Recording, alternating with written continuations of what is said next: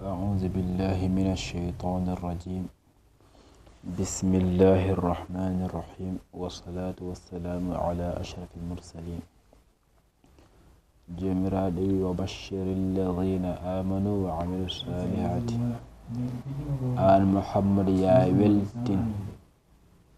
يا weltinir ɓeen gonɗinɓe wa amilu salihati golli golle maɓɓe. manam l'islam sa woni hen a gonɗinto ngol ɗon gonɗingol ɓernde waɗi concerne. l'islam sa woni hen a golla golle moƴƴe, nden noon golle moƴƴe koye terɗe ɗe mbaɗi concerne. o wi ɓen waɓe noon anna lahum ina wodaniɓe jannatin aljannaji ɗi ganduɗa tajri ina doga min tahtiha e less ɗin ɗon aljannaji al anharu caɗɗi. o wi ɓen ɓe ganduɗa ko ni cifori to wona tan wiyaɓe e minen de emin gonɗini Allah kam kañum sohli tan ko ɓernde nde. wona ɓen Allah haaldata. Allah ene sohli ɓernde nde, ene sohli kadi golle ɗe. wona wiide Allah kam ko anni tan ƴewata.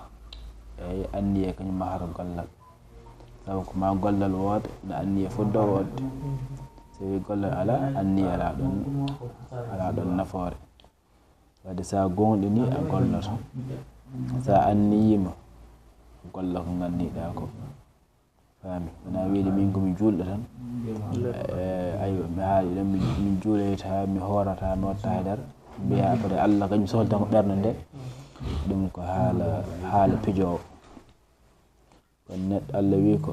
alladina amanu pilis amilu salihati. a gonɗinto kadi golla golle moƴƴe. ɓen Allah fodani jannatin aljannaji ɗi ganduɗa less majji ina doga toon al anharu caɗɗi ndiyam, caɗɗi sangar, caɗɗi kosam.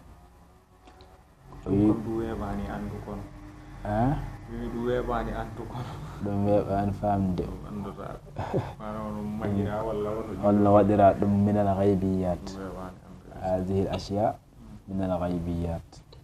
ɗum woodi ko ganduɗa arata Qur'an an mbawɗa tan ko haalde ginɗe ɗe, kolno holno woori,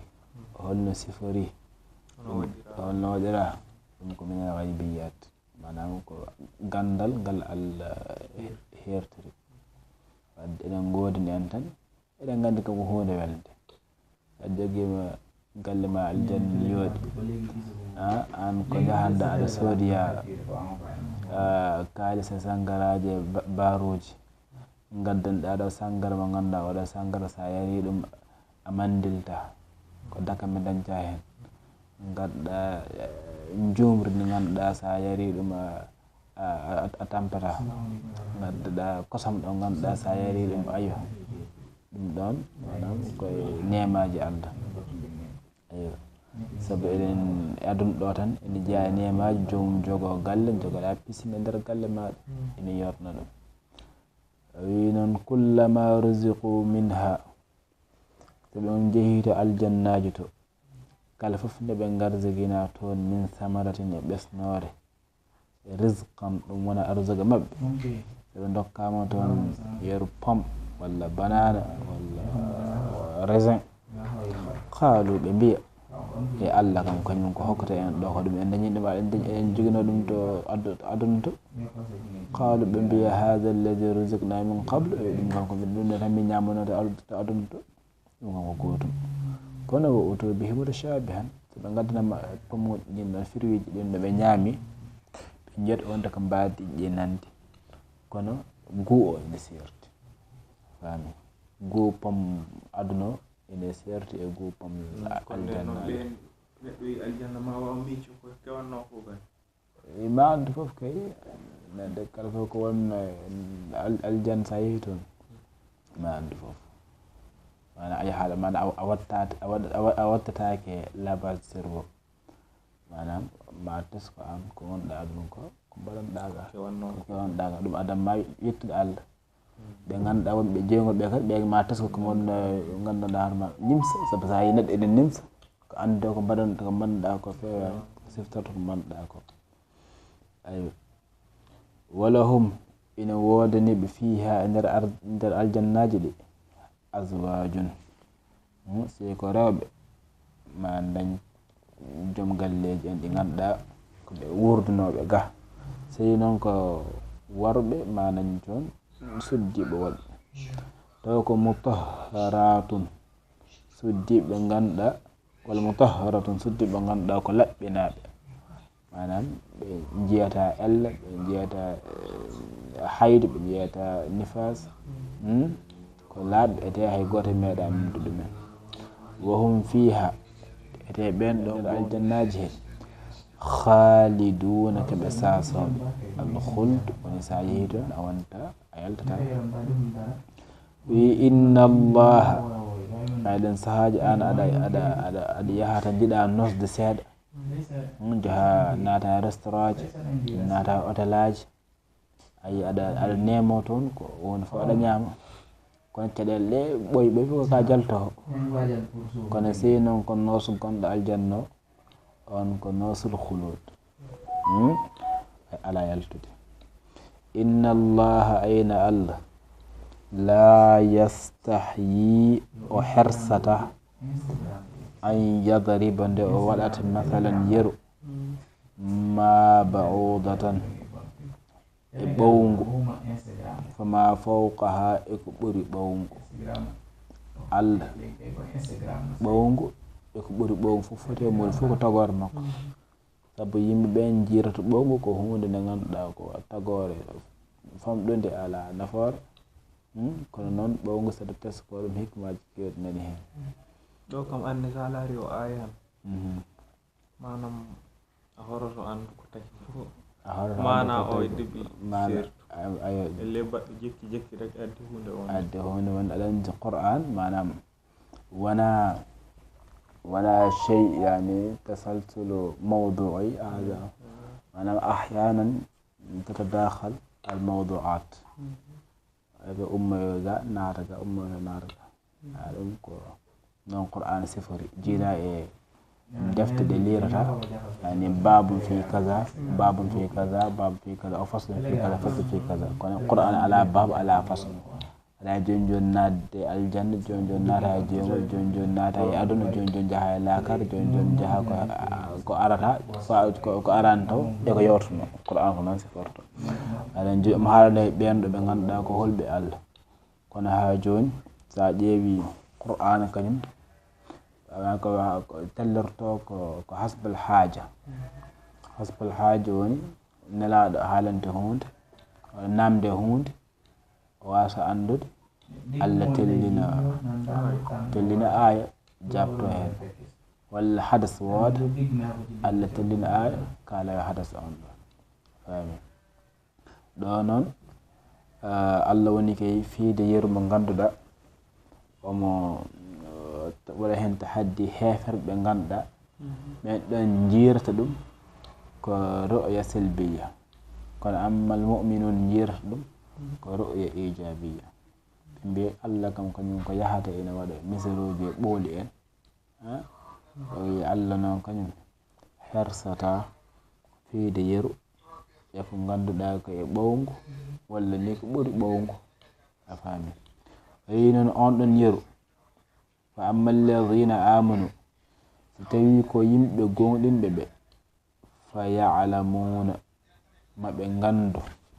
annahu na allah de alhaqu kanko tan woni gonga kanko woni bawɗo tagde kala tagore ɓowngu ko famɗata ko fof enen en mbawa tagde ɓowngu en mbawa tagde ko ɓuuri ɓowngu famɗude en mbawa tagde ɓuuri ɗum mawnude aywa wadde noon enen ne mbaɗen allah ne ɓowngu ko nene waya allah fof ko jeeyaɓe allah aywa o wi anna alhaq ɓe gandi oɗo yerude walla oɗo qur'an min rabbihim kañum woni gonga ummiri koɗo joomiɓe kamɓe gonɗi wonde qur'an o kay joomiɓe ummi kono wa amma alladina kafaru sey noon koye yimɓe yedduɓe ɓe fa yaquluna anarat eɓe mbiya maza arada allah bi hada masala allah kam holko moyi oɗo yeru an ƴeew ɓowngu no wayni famɗude no wayni neskede ala fof ko mbattaji so wona e ɗum ɗon a faami yudillu bihi kasiran noon on no yerumo fi o majjini hen yimɓe hewɓe kadi o yahdi bihi kasiran hen kadi yimɓe hewɓe o ma yudillu bihi noon ala fof majjoɓe oɗo yeru illa al fasiqina wona ɓe ganduɗa ko fasiqina en ko heferɓe wi alladina yanquduna ahdallahi ɓen ɓe ganduɗa fasike woni ɓen ɓe ganduɗa firtoɓe ahdi Allah manam an a gonɗini Allah a wi Allah an aɗa gonɗini ɗum a faami duttoɗa kadi aɗa waɗa gueɗe ɗe ganduɗa Allah ina hatma ɗum a gonɗini Allah Allah haaɗi neɗɗo zina kono noon an mbiɗa aɗa gonɗini Allah en même temps aɗa waɗa zina an ka fasik a gonɗini Allah wonde Allah ina harmini yarde sangara duttoɗa an aɗa yara sangara an ka fasik a gonɗini Allah Allah yimiri horde lewru korka kono an mbiɗa an a horta lewru korka an ka fasik tawa hay gandugoto ala a gonɗini wonde Allah ina yimiri juul duttoɗa mbiya min kam mi juulta an ka fasik ay ɗum woni alladhi yanquduna ahdallahi min ba'di misaqihi caggal nde ɓe piɓɓodiri e Allah wonde ɓe gonɗini Allah naate l'islam ete l'islam noon buniyal islamu ala khamsin ko adi fof shahadatu an la ilaha illa Allah rewi hen iqamis salah rewi hen itai zakat rewi hen sawmu ramadan rewi hen hajjul bayt ɗeɗo fof sa waɗi ɗum sa naate l'islam waɗɗimama joni si a naate l'islam ha paari a fuɓɓidiri aade e ɗum ɗo jaaha on mbiya an a natti wawde wadde ɗum wadde anta naqatta ahdallahi ay wa yaqta'una eɓe taƴa ma amara Allahu bihi ɗum ko Allah yemiri an yusala no jakkate wa yufsiduna eɓe bonna fil ardi leydi ndi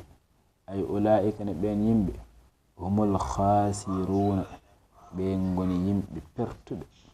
jasɓe kayfa takfuruna billahi onon kam hol fof no jeddirton Allah wa kuntum amwatan to on laatinoma mayɓe gonino mayɓe gaɗuɗon wonde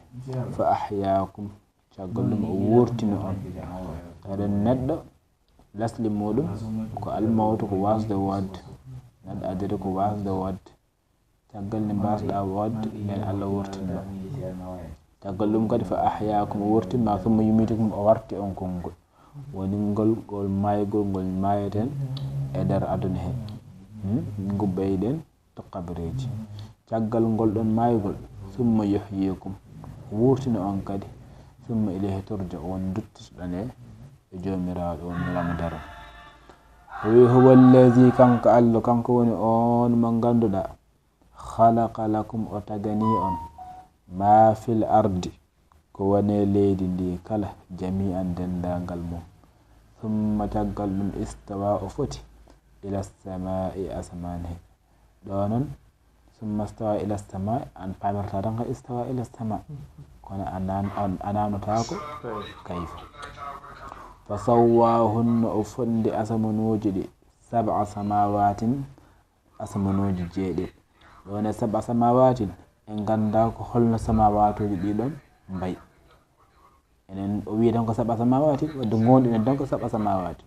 kono est ce que asman oɗo caggal asman makko asman goɗɗo nanɗo caggal asman oɗo asman goɗɗo nanɗo walla holko woni asman e hoore muɗum wi asman kulluma ala ko bo sama o wi ɗum ɗon ina manque leerde aywa wiyama kadi holko woni arde sab'atul arde no woodi arde oɗo arde goɗɗo nelsa makko walla holno woori ɗum kadi en ganda holno mahori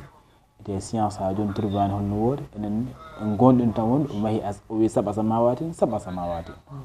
o wi sab'a ard en narat wanam ardina sab'a kono holno woori la nadri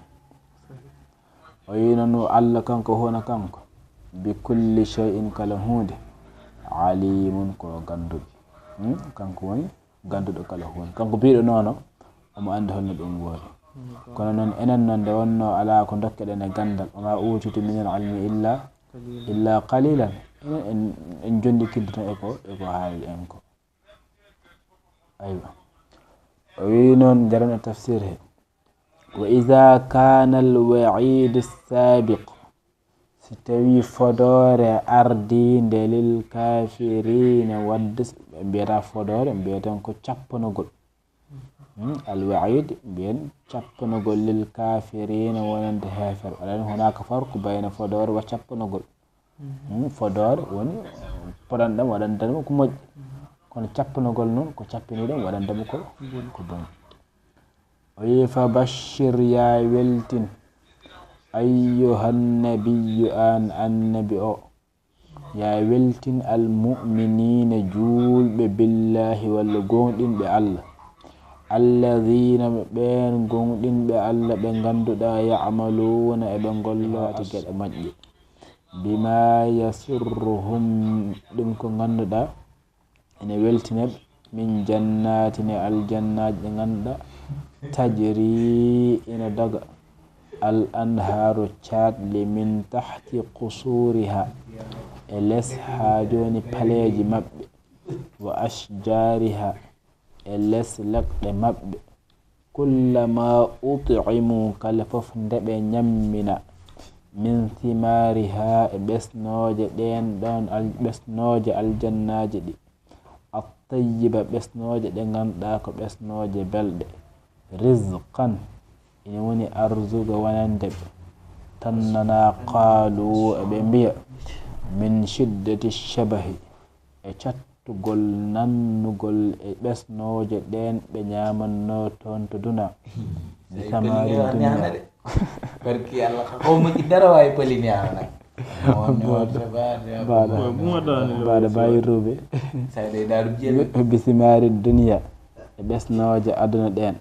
ɓe mbiya haha masalu simari allati ruziqna min qable ɗeɗe ɓesnoje kay mbawi tan kono ɓesnoje ɗe ganduɗa min gardiginama ɗum toon to aduna wa quddimat lahum ɓe gaddane ɗen ɗon ɓesnoje ɓe tawaɗe mutashabiha aɗa nandi fi shakliha e mbadi mum wasmiha e inde mum hatta yuqbilu alayha haɓe gare mum bi hukmi lmarifati e ñawode gandal biha e majji walakinnaha tan caggal ne ɓe meeɗi ɗen ɗon ɓesnoje ɓe tawaɗe mukhtalifa aɗa ceerti fi taamiha e goo e dakamme o wa mazaqiha e meɗgol mum walahum ina wodani ɓen ɗon julɓe fil jannati e nder aljannaji he azwajun rewɓe ɓe ganduɗa mo barra'a ko ɗigginaɓe ko laɓɓinaɓe min kulli ma tanfarru minhu nafs kala fof ko ganduɗa fittani ina doga ɗum ina aña ɗum ɓen rewɓe ngala e ɗum ɗon wa yustaqdar ina banna taban jikku mimma yutasawwar ɗum ko ina miije fi ahli dunia e yimɓe aduna ene rewɓe aduna sa fof ina heewi gueɗɗe ganduɗa ina yalti e mumen guila e ƴiiƴe meɗe ko nandi hen o wi ɗum noon ala e ɓen ɗon rewɓe wonɓe lakara wa humna kamɓe de fi naimin ɓe woni ka e nema daimin duumiɗo la yanqatiu taƴata nem mo ganduɗa on taƴata bi khilafi naimi dunia ɗum noon ina serti e nemaji aduna ɗi ganduɗa ko almunqatiu ko taƴowo inna allaha ayna allah subhanahu wa taala la yastahyi o hersata min darbil amthali e wadde yeruji bima sha e kala ko haaji ko yiɗi fof mo wawi wadde hen misal fa yadribul mathala omo waɗana misal bil baudati e ɓowɗi walla ɓowngu fama fawqaha e kala fof ko woni dow ɓowngu fil kibare mawngu aw dunaha walla ni ko ɓuri famɗude e ɓowngu fi sigare e pamɗugol wannasu no yimɓe ɓe amama haha noon e yeesa ɗiɗo yeruji nawani woodi hen ko mbaadi ɗiɗi ene woodi hen feccere nde ganduɗa ko mu'minuna ko gonɗinɓe ene woodi hen feccere nde ganduɗa kafiruna ko yedduɓe fa amma al mu'minuna ay so tawi ko gonɗinɓe ɓe fa yusaddiquna eɓe gonɗina wa ya'lamuna eɓe ganda anna min wara'i darbil mathali wonde ina woodi e fiyeede oɗo yeru waɗede oɗo yeru biha hikmatun won hikma gonɗo heen. Kono wa ammal kafiruna sawi noon ko heeferɓe ɓe ananat ɓe fa yatasaaluna ɓe ngoni e namdodirde nder koye maɓɓe ala sabili istihza e yeeso ceyfitgol an sababi darbillahi l amsale bi hadihi l makhluqati l haqira. ɓe mbiye Allah kam holko addani ɗum wadde yeruuje ɗeɗo tagorne ganduɗa ko jasde firtani hay hunde kal ba'udu ko wayno ɓowɗi wal zubabe ko wayno buuɓe wal ankabuti e ko wayno jabal wa gayriha e ko wona ɗum. fa ya'atil jawabu Allah adda jabol muɗum minallahi jabol gummirigol Allah wiya inna fi hadhihi l amthali ay ɗiɗo yeruji ina hende hidayatin peewale wa tawjihatin huccitingol wa ikhtibaran ribgol linnasi wonande yimɓe. fa minhum ina yimɓe ɓe man yudilluhumullahu ɓe Allah ina majjina bi hadhihi l amthali ɗiɗo yeruji li i'radihim sabu ɗurnade ɓe an tadabbiriha ga teskade ɗiɗo yeruji wa humno ko yimɓe noon waɓeniɓe kathir ko ɓe hewɓe. wa minhum ina e maɓɓe kadi man yuhdihim ɓe Allah ina fewna bi sababi itti'adihim biha sabu waccorade ɓe ɗiɗo yeruji wa humno ɓeɗo kadi kathir ko ɓe hewɓe. wala yudillu majjata illa man kana kala so wona on mo ganduɗa ne laati mustahiqqan omo handi liddalali wonande majjere. wa hum waɓe noon ɓe noon hantuɓe majjarɓe humul kharijuna ɓe goni yaltuɓe an ta'atihi ga ɗoftade mo kal munafiqina koyno nafigeɓe ɓeni alladhina no ɓen nafigeɓe ɓe ganduɗa yanquduna eɓe pipta ahdallahi aadi Allah alladhina on akhadhahuma Allah jaggiri e mabɓe alayhi mabɓe bi ibadatihi e rewde mo wahdahu kanko tan wattiba'i rasuli e rewde nelaɗo makko. alladhina on akhbarat bihi rusulu ɓe ganduɗa nelaɓe ardinoɓe kabrima wondemo o ar qablahu ko adina nelaɗo arata ardinoɓe foof mbino nelaɗo ina fay arde mo ganduɗa wiyete ko ahmadu. o wi haula'i alladhina ɓen ɓe ganduɗa yatanakkaruna eɓe gacca eɓe majjino li uhudillahi aadaji Allah yattasifuna eɓe ciforo bi annahum na kamɓe yaqta'una eɓe taƴa ma amara Allahu ɗum ko Allah yemiri bi waslihi e jokkede ɗum kal arhami ko wayno enɗemeji eɓe taƴa enɗemeji Allah ina yiɗi mo ganduɗa ko jokkowo enɗam ina yemira jokkre enɗam. wa yas'una kadi jiyaɓe eɓe jaaha li nashril fasadi sabu gam saktude majjare walla saktude bonande fil ardi e leydi he bil ma'asi ɓe caktirta bonande nde noon bil ma'asi ko e gofde Allah. fa haulai ayna ɓeɗo humun naqisa hududuhum ɓe goni ɓe ganduɗa gueɗe mabɓe ko wana yeru mabɓe walla mbiya malu mabɓe koko usti fi dunya e aduna wal akhira ha joni e l'akhira ko yimɓe famɗuɓe gueɗal. inna amrakum ayna fiyakum on ayyuhal kuffaru onon heferɓe ɓe la ajab daw ko hawni hunde hawnide kayfa takfuruna billahi hol foof no jeddirton Allah wa antum teno onon tushahiduna oɗon ceedo dalaila qudratihi dalillaji kattane makko fi anfusikum e koye mon faqad kuntum onon on laatinoma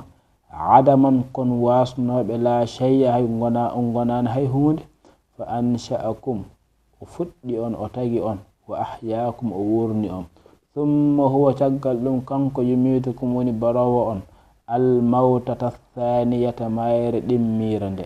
thumma yuhyikum caggal ɗum o wurtina on alhayati thaniya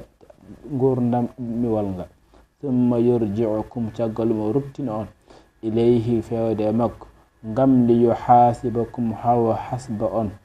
ala ma qaddamtum ɗum ko gardinno ɗon minen ɓe mi gardinno ɗum e golleji so moƴƴere yoɓ on moƴƴere so bonande kala yoɓ on bonande wallahu na allah wahdahu kanko tan alladi woni khalaqa lakum taganɗo on jami'a dendagal ma fil ardi ko woni e leydi he min anharin e caaɓi wa ashjarin e leɗɗe wa gayri zalika e tana ɗum mimma e ɗum ko ganduɗa la yuhsa wawa limede adaduhu limore muɗum wa antum no ononde tantafi'una bihi oɗon naftore e mum wa tastamti'una oɗon dakmito bima sakharahu lakum ɗum ko elteni on thumma irtafa'a caggal ɗum jomirawo ɗo ɓamti ala samai asaman fa khalaqahunna o tagi ɗinnan asaman eɗum woni sab'a samawatin mustawiyatin asamanuji jeeɗiɗi potodirɗe wa huwa alladi on allah woni ahaɗa piltiɗe ilmuhu gandal mum bi kulli shay'in e kala hunde min fawaidil ayati ene jeeya e fayidaji ɗiɗo ayeji min kamalin naimi fil jannati anna malazzatiha la yukaddiruha ayu naw'in min at-tanghis wala yukhalituha ayu azan wi en jeeya ko naftarte e ɗiɗo ayeji wonde nemaji allah toon to aljanna e dakammaji ɗi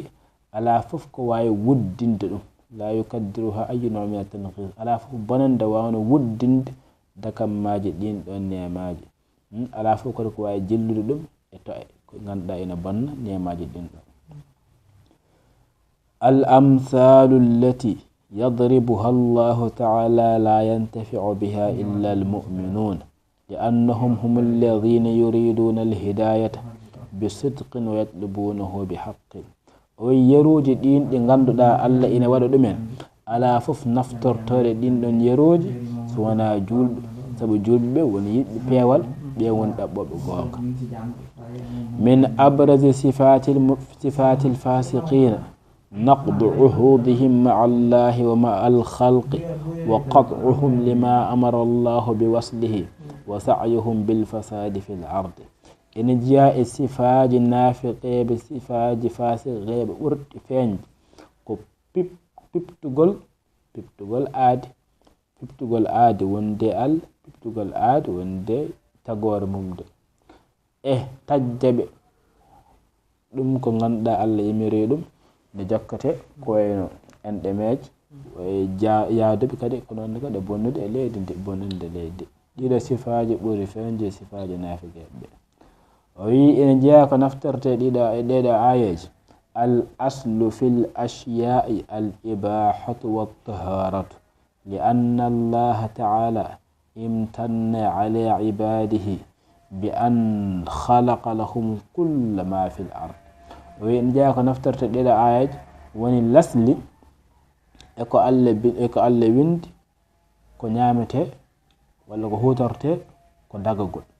sabu allah tagi kala fof ko woni aduna he ko allah tagi ɗum ete allah wi ɗum ɗo fof o tagani ɗum ko neɗɗo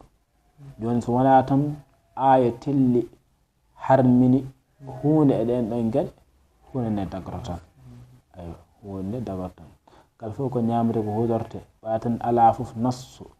qur'an walla nassu hadis telli hen kolliro wonde ɗo hunde ko hunde harmude hunde nde dagoro tan ɗum waɗi oɗo qa'ida al usuliya biyowo al aslu fil ashyai al ibaha wassalatu wassalamu ala ashrafil mursalin in kana hunaka ayyi su'al